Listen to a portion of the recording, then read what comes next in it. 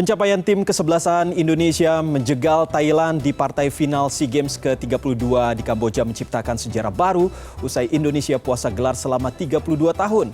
Apakah ini faktor keberuntungan atau memang pemain Indonesia yang kembali bangkit dan menunjukkan tarinya? Malam ini saya akan berbincang dengan pengamat sepak bola Anton Sanjoyo. Halo, selamat malam Bung Joy, apa kabar Bung Joy?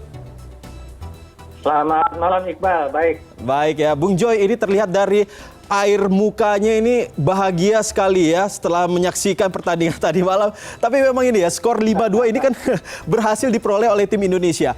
Bagaimana ini Bung Joy melihat jalannya pertandingan yang berlangsung tadi malam?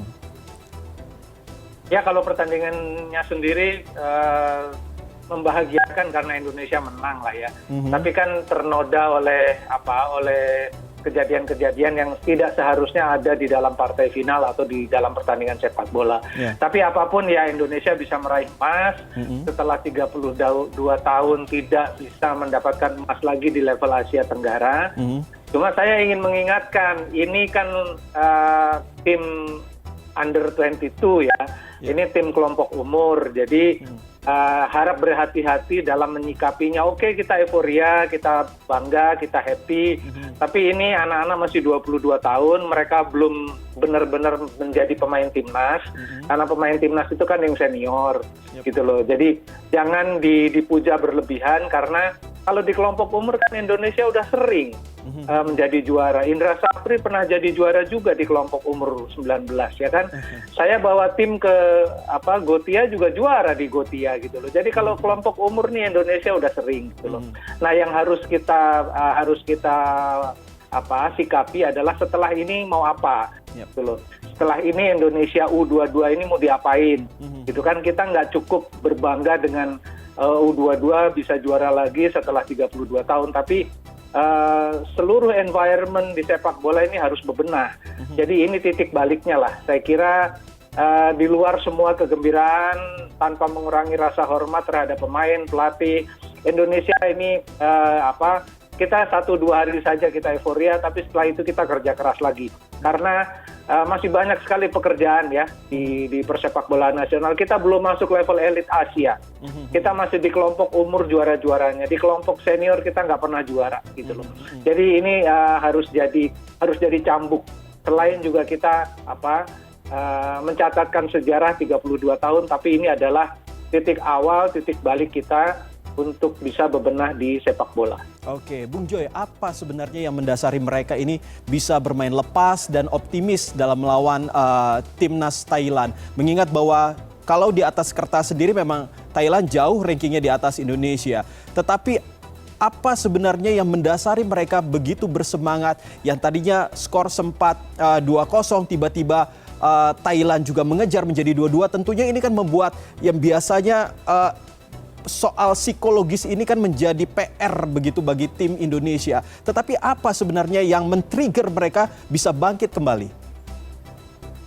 Ya, kalau kita bicara ranking FIFA itu kan yang senior. Kalau yang junior nggak ada rankingnya. Jadi Indonesia, Vietnam, Thailand, Singapura, Malaysia semuanya sama. Sama.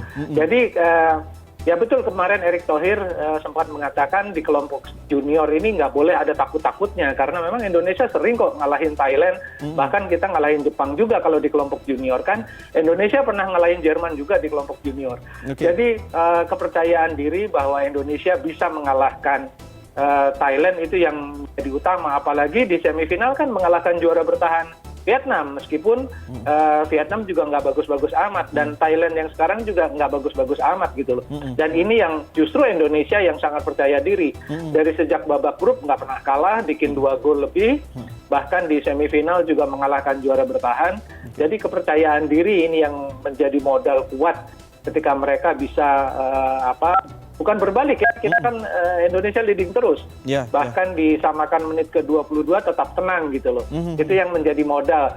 Dan bahkan perpanjangan waktu baru 1 menit bisa bikin gol lagi gitu. Jadi modal anak-anak muda ini sudah ada. Mental mereka kuat, mereka tidak percaya bahwa Thailand selalu bisa mengalahkan kita. Bahwa di kelompok senior iya, tapi di kelompok junior enggak. Mudah-mudahan terbawa sampai mereka senior nanti, kepercayaan diri mereka bisa mengalahkan siapa saja. Bukan cuma Thailand, Vietnam, bisa ngalahin Jepang, ngalahin Cina, ngalahin Irak, ngalahin semua tim-tim elit Asia. Oke. Jadi itulah modal yang ada di anak-anak ini sekarang. Dan supaya saya berkonsultasi, saya wawancara langsung, bicara langsung dengan Kurniawan, tim di SEA Games. Saya bilang saya titip anak-anak ini jangan sampai mereka tuh terlalu disanjung-sanjung. Oke, disanjung 1-2 hari ini, tapi setelah itu cambuk lagi, pukul lagi mereka supaya mereka bekerja keras sampai di level senior mereka bisa membanggakan Indonesia lagi dengan betul-betul membanggakan ya, bukan cuma di ajang SEA Games, tapi juga di ajang Asia, bisa lebih banyak berbicara di level Asia di kelompok senior. Oke, kalau tim Indonesia begitu percaya diri, bagaimana Anda melihat dengan permainan tim Thailand? Thailand kan sejak awal sebetulnya tidak mengirim tim yang mumpuni ya di SEA Games kali ini. Bahkan mereka juga tidak terlalu ketika melawan Vietnam harusnya itu mereka kalah di babak grup gitu loh. Jadi hanya mereka memang ketika berhadapan dengan Myanmar kepercayaan diri mereka tumbuh, mereka tahu adalah mereka 13 kali juara di SEA Games, jadi terbangunlah kepercayaan diri. Tapi ketika di final menghadapi Indonesia ketinggalan dulu kok gitu loh. Bahkan ketinggalan terus, babak pertama saja sudah 2-0. Jadi memang tidak terlalu bagus lah, hanya ada 2 pemain senior di sana. Dan tampaknya memang tidak terlalu firm permainan mereka, pelatihnya pun tidak memberikan solusi ketika sudah tertinggal 2-0. Tidak ada peningkatan permainan, hanya Indonesia yang kecolongan menurut saya di menit-menit terakhir sampai bisa disamakan menjadi skor 2-2. Oke, lalu bagaimana dengan hujan kartu merah dan juga ada sedikit insiden yang terjadi pada pertandingan tadi malam? Ya, memang itu luapan emosi yang berlebihan ya. Dari saya tidak tahu bagaimana itu mulainya, tapi sepertinya terjadi ketika perayaan gol Indonesia yang ketiga. Mungkin ada provokasi, lalu juga ada hal-hal yang tidak sesuai dengan etika sportivitas di kubu Thailand.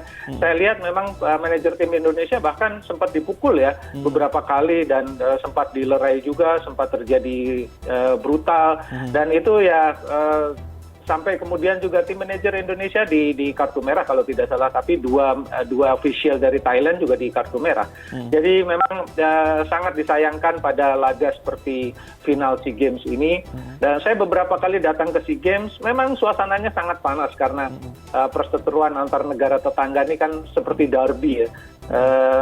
Terutama kalau kita bicara Indonesia dengan Thailand, Indonesia dengan Vietnam, apalagi kalau Indonesia dengan Malaysia itu jauh lebih intens persaingannya. Tapi dengan Thailand juga, jadi kemarin tuh ya bukan hal yang wajar lah itu memang agak berlebihan, tapi akhirnya bisa ditanggulangi oleh wasit dengan baik. Oke, Bung Joy, terakhir sekarang kan sudah kepemimpinan yang baru. PSSI sendiri sudah dipimpin oleh Erick Thohir. Nah, tidak sedikit yang cukup memberikan selamat kepada Erick Thohir setelah kepemimpinannya. Ternyata Indonesia bisa kembali merebut emas di ajang SEA Games terkait dengan sepak bola ini. Bagaimana menurut Anda? Apakah ini memang sebenarnya apa yang belum didapatkan oleh Indonesia selama 32 tahun ini memang ada kaitannya dengan kepemimpinan seseorang begitu? Nggak ada. Jadi Erick Thohir kan baru memimpin berapa bulan ya. Dan ini kan sebetulnya sebagian juga hasil kerja timnya Sintayong gitu loh. Jadi ini ada kalau mau bicara jasa ya ini jasanya periode lalu sebetulnya ya. Meskipun juga Erick Thohir memberikan banyak dalam 2-3 bulan terakhir ini kan memberikan banyak juga, bukan cuma tenaganya tapi juga mungkin kantong pribadinya juga keluar ya untuk membiayai banyak hal di PSSI karena memang keuangannya kan amburadul. Laporan keuangannya aja tidak pernah dicatat dengan baik secara akuntabel gitu ya, dicatat hanya di buku yang kayak manajemen warung gitu. Tapi kalau bicara ini jasanya Erick Thohir ya pasti ada lah. Tapi kalau kita mau fair, sebetulnya ini adalah kan ini tim ini sudah disiapkan beberapa lama ya, jauh sebelum Erick Thohir terpilih. Jadi kalau ada yang mengklaim ini jasanya Erick Thohir, enggak juga lah. Ini ada jasanya Iwan Bule, ada jasanya Sintayong, ada jasanya tim fisik Sintayong yang juga membina tim ini kan sebelum dipegang oleh Indra Safri. Jadi kita harus fair lihat itu sebagai ini kolektif lah. ini keberhasilan kolektif. Baik Bung Joy, terima kasih sudah berbincang dengan kami malam ini. Tentunya kita harapkan bersama bahwa tidak hanya sampai di sini saja, tetapi prestasi itu akan terus saja membanggakan kita semua. Terima kasih sekali lagi Bung Joy. Sama-sama, terima kasih.